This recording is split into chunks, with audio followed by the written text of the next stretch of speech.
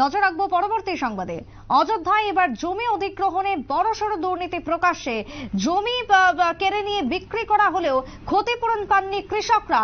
গরিবের জমি কেড়ে নেওয়ার মতন অভিযোগ, রীতিমতো বিস্ফোরক অভিযোগ, এবং এই অভিযোগ এনেছেন অখিলেশ যাদব। কথা বলবো, টেলিফোন লাইনে রয়েছেন প্রতিনিধি অঙ্কিতা বর্ধন। অঙ্কিতা, অযোধ্যায় জমি অধিগ্রহণ নিয়ে এবার বড়সড় দুর্নীতি ফাঁস করলেন অখিলেশ যাদব, কি জানতে পারছো? একদমই, দেখো ইতিমধ্যে কিন্তু এই বিষয় নিয়ে শোরগোল পড়েছে।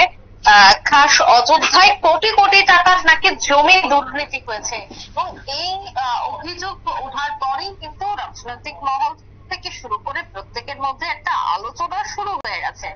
কি সেই ছিল যে গরিবের জমি কেড়ে নিয়ে বিক্রি করা হয়েছে ধনীদের কাছে, আর ক্ষতিপূরণও নাকি পায়নি কৃষকরা, যার ফলে যোগী সরকারের বিরুদ্ধে এই ধরনের মন্তব্য এবার উঠে এসেছে, এবং সেই বিস্ফোরক অভিযোগ এবার এনেছে অখিলেশ যাদব।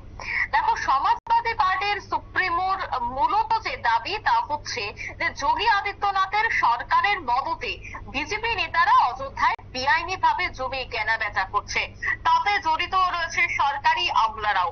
এছাড়া স্থানীয় বাসিন্দাদের জমি কেড়ে নিয়ে কোটি কোটি টাকার বিনিময়ে যোগী সরকার তা বহিরাগতদের কাছে বিক্রি করছে বলেও বিস্ফোরক কিন্তু অভিযোগ করছে এবার অখিলেশ যাদব, এবং তিনি এও বলেছেন যে তাতে জড়িত রয়েছে বিজেপি।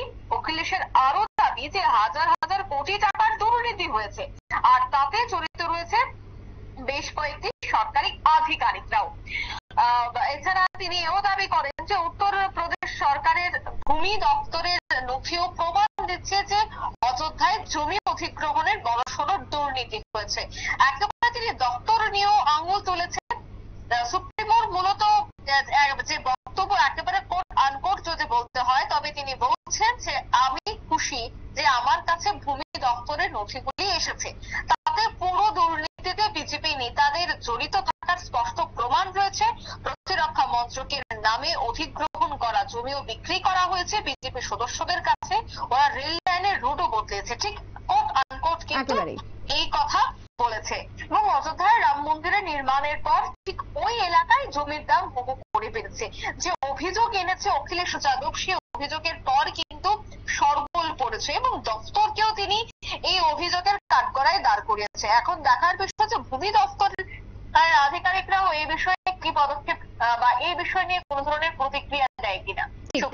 ঠিক তাই, ধন্যবাদ তোমায় অঙ্কিতা। অর্থাৎ এই মুহূর্তে দাঁড়িয়ে জমি নিয়ে যে বিস্ফোরক মন্তব্য করেছেন তাতে করে শোরগোল পড়ে গেছে একেবারে বলা যায় রাজনৈতিক মহলে।